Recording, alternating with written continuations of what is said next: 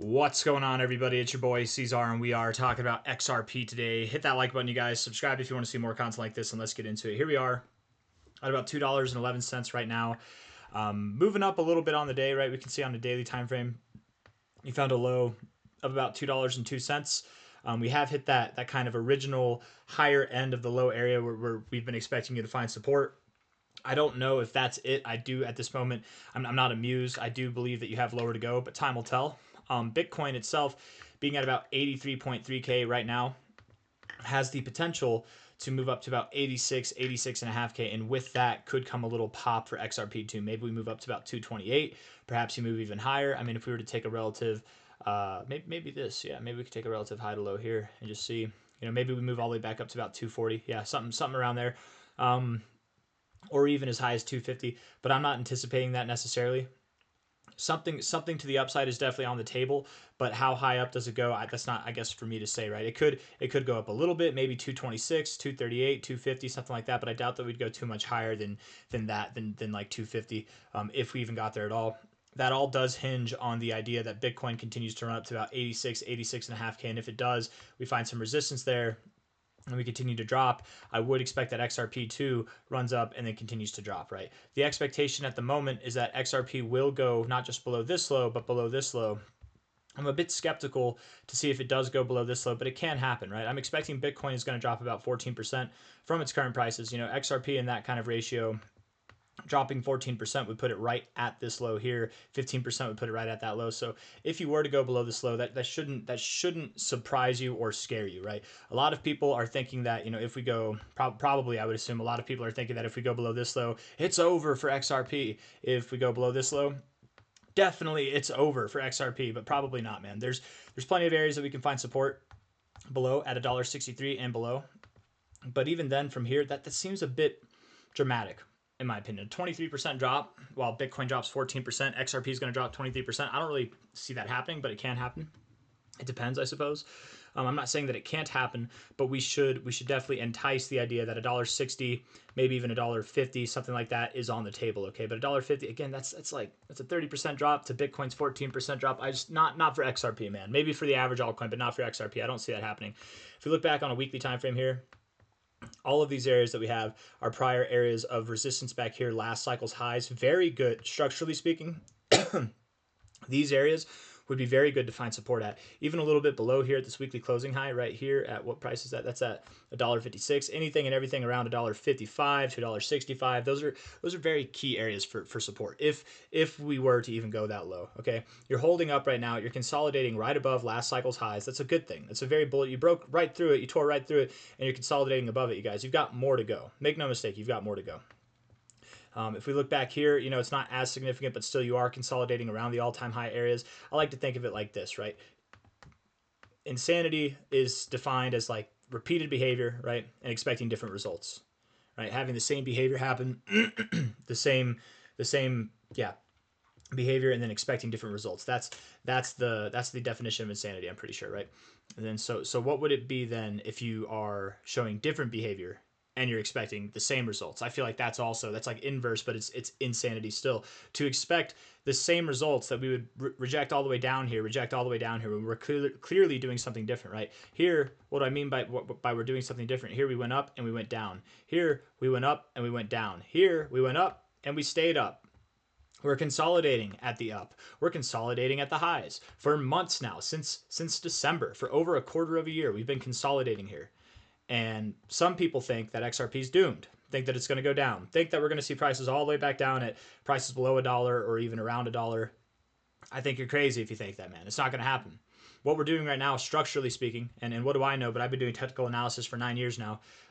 But in my time, this kind of stuff is good. This is very good from a structural standpoint. It's anything but bad, right? It's like here, you went up, you went down, you continue to drop. Here you went up, you found support at prior areas of resistance. You found support at prior areas of resistance, even right here, and then you continue to run, right? It's kind of comparable to this, except over a longer period of time, right?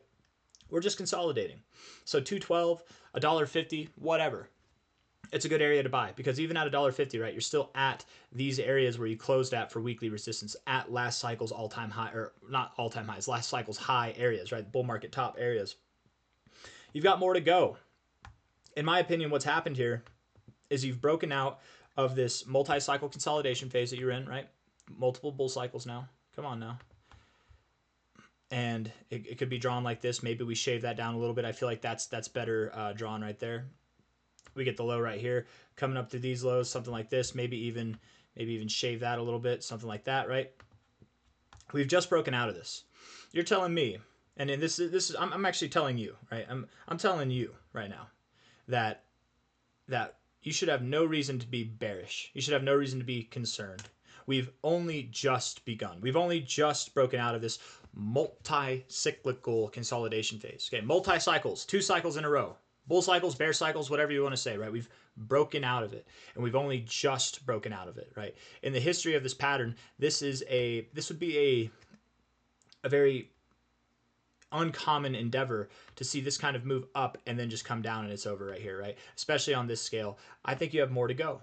I think you absolutely do have more to go. And I even think that whenever it comes to going higher, you're going to see a higher price than the price that you saw here, right? You're going to grow at a much more phenomenal pace. And maybe not much more phenomenal, but something of a similar magnitude, if not more. 490%. Let's just say you moved up, and let's say your low was at $1.50. Let's put it at $1.50. That puts you at $8.70 if you were to move up the same amount. Why do I believe, and why does it maybe sound crazy, the notion that we could see this exact same move going higher, right? Some people might say that it sounds crazy because we have a higher market cap. XRP is worth over $100 billion in market cap. That's going to be too hard for it to move. Maybe from down here, it got lucky. It moved up here with the strategic news, but here, no, it's definitely not going to happen, man. But here's my thoughts, right? XRP's narrative is only more bullish now than it's ever been. It's got more recognition now and acceptance now than it ever has. And it's about to break out to new all-time highs, which it hasn't done in 2 cycles. This would be the 3rd cycle if it doesn't do it, right? Do you think it's going to see a smaller move, or might it just see the biggest move that it's seen in years, in multiple cycles? It might just see the biggest move it's seen in a long time. I have a theory that this next move that's coming will be the biggest move of the cycle for XRP, right? Not when I say the next move that's coming, I'm not talking about the downside, right? Even to the worst possible outcome, $1.50. That's not that big in comparison to what we're going to do. 837 is the minimum target. And here, if we were to go tit for tat with this move, even if we saw a slightly lower move, it was of a similar magnitude, but a slightly lower move, that would still take us right there to our 1272 area. If you're not on board with the targets that I have for XRP to go above $11, to even potentially see prices up as high as $16 by the end of this next phase, by the end of May, by the end of June, somewhere, I think it will be sometime in June, honestly. Mainly because we haven't gotten moving yet, right? Probably sometime in June, we'll see. And there's a lot of things that line up with June actually being a good top area for crypto, a momentary top area midway through the year there. And I know there's probably people who are like, what about sell in May and go away? What about it, man? Check it out. Go through and look at May, all of its life. Tell me if that works for crypto. It doesn't seem to work for crypto. It's more of like a sell in June and then boom. I don't know. I don't know. It's more of a sell in June thing, not a sell in May thing. But anyways, I digress. I'm just saying, if you can't get on board with these higher targets, at least get on board with 837, right? It's likely, I think, likely going to happen, because also what's likely not going to happen is I don't think we go to $1.50. I think that maybe we see prices that are just below this low here. What is that low at? That low is at $1.79. So I think we see prices just below there, right? And likely what we see is a bigger move than what we saw last time. Well, if we don't stop here, we see a bigger move. Where's the next stopping area? 1356. With the 1414 specifically, it's very common, absurdly common, to go just above it whenever you find resistance and then come back down, right? You don't normally tip it. In this case scenario, maybe you do tip it. Maybe you even find support just below it. And there's other reasons to believe that as well, right? We have other fibs from the last cycle high to the bear. Come on now, man. Get. There we go. Last cycle high to the bear market low. We have the 1618 right here, and again, I don't think that we stop there. But if we do break above the 1618 relative to this fib, not considering this fib at all, just looking at this fib right here for what it's worth, you get above the 1618, your next stopping point isn't anywhere until 1071 and above, and it's a bit of a range. That's why they're both colored purple, because it's a bit of a range. 1071 to 1330, 32. That would be the range area. And if you notice, 1071 is actually very close with what I assume the low to be. And this move here, I think that we'll see a slightly bigger move. This is very close to what we would expect to see. 1071, $11 to 1332, $13. You know, that's kind of the expectation at the moment. Could you go above the 1414? Absolutely. We've built out case scenarios where that works too, based on the XRP BTC chart, right? And how high we think Bitcoin will go. But Oh, hold on. There we go. A little bit, felt it in my head a little bit there in my neck. But yeah, man, it's nothing to be afraid of. The main purpose of this video is that when it happens, if it happens, we still don't know. Nothing's convincing yet. Nothing's completely compelling yet that we have to go below the lows on February 3rd. But I just am assuming that most people, back here in this time, they're like, okay, as long as these lows hold, we're probably fine. As long as these low areas hold here, we're probably fine. And then on this day, whenever it went lower than any of those, there were probably a lot of people that capitulated down here, that sold at the worst possible time right down there, right? History likes to repeat itself. Once we go below this line, I'm assuming there will be a lot of capitulation. Once or if we happen to go below this line, there will probably be a lot of capitulation. And it'll be just like this. It'll be just like every single one of these lows. It'll be so fast that if you sell, you're going to literally blink and in that time, you're going to regret it instantly. It's going to come back up, man. Not financial advice, not a financial advisor, but I don't believe XRP has too much lower to go. I don't believe that it's at its low. The only way that I could see it being at its low is if Bitcoin's at its low, and I don't think that has happened yet. I think Bitcoin still has 14% or more to go. It's completely possible from here to move up to your 228 area, to 236 area, 240 area, whatever. But this is that point in time, you guys, where fear is at high levels in the markets. Uncertainty is at high levels in the markets. People think that the economy is in the tank whenever it really isn't. It's actually it's at the base and it's on the comeuppance. We've got the comeuppance, man. This is the year of the comeuppance.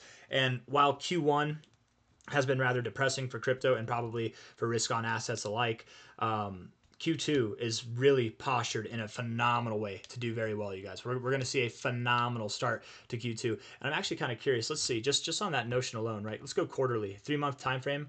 How does XRP do with Q1, generally speaking? Let's just figure this out. Let's just see. And we might find something, we might not. I'm not weighing on this too much, but I mean sometimes it can be helpful. Right? Q1 would have been here. Okay, so that's Q1 here. And then we're going to go to Q1 again right here. So every single one of these lines, that's Q1, right? Q1 bearish, Q1 bearish. Arguably in a consolidation phase, though, not really in a bull market, so fine. Q1 here was bullish. And then actually, if you notice here, Q1 bearish, Q2 bearish. Q1 bearish, Q2 bullish. Whenever it's bullish, Q2 is bearish. Q1 here was bullish. So yeah, it's not really consistent, is it at all? Not really consistent. Nothing that I was expecting to see. Maybe if we do this on Bitcoin's chart, maybe we'll find some consistency, or maybe it's just completely random. Let's see. Let's just see real quick, because I am curious to see if we can see historical references, and Bitcoin has more historical data, anyways, to why crypto might be bullish in Q2. Let's just see if it happens. This one, right? Cyclic lines, right? There we go. Okay, so January right here. We go to January again. That would be right there, right? Q1, Q2. Bull market, well, Q1 was bullish there, neutral there, and then a bullish Q2. Q2 is definitely bullish here. Q2 is definitely bullish here as well. Q2 here was neutral, but we did move up a little bit and then came back down in all fairness, but that was after a very bullish Q1. Bearish Q1, bullish Q2. Neutral Q1, bullish Q2. Bear market, not what we're in right now, so we won't concern ourselves with it. Bull market here, neutral Q1, bullish Q2. Neutral Q1, bullish Q2. Bullish Q1, but it was at the end of the cycle. Bearish Q2. But the Q2 April, that was the top of the cycle right there. I mean, the top technically was November, but that was like the end of the cycle there. Bullish Q1, neutral Q2, bullish Q1, bearish Q2. I would say we're overdue for a bullish Q2, you guys, but this still isn't that conclusive enough. It wasn't anything that I would say. I mean, there's times where we've seen Q1 being bullish, times when we've seen it being bearish. But whenever Q1 is bearish, it is more likely to provide a bullish Q2, at least. That much I think we can say. But who cares? All I'm trying to say is don't let this first quarter of a year sour you. Don't let the coming drop scare you, right? Prepare yourselves, steel your nerves, and I would bet, not financial advice, not a financial advisor, but if you're feeling the emotions when we're down at these lows or below these lows, if you're feeling the emotions of fear, I bet if you look that fear in the face and you hit the buy button in a matter of days, in a matter of weeks, you'll be vindicated. You'll be vindicated in a matter of months. You'll be celebrating at the immense growth that XRP is going to have, right? People are going to call you lucky, but you know, if you've been holding even in this amount of time, let alone like most of you XRP people, you've been holding way before then, right? You know you're not lucky, right? People want to say you're lucky because something's going up. That's not the cause here, man.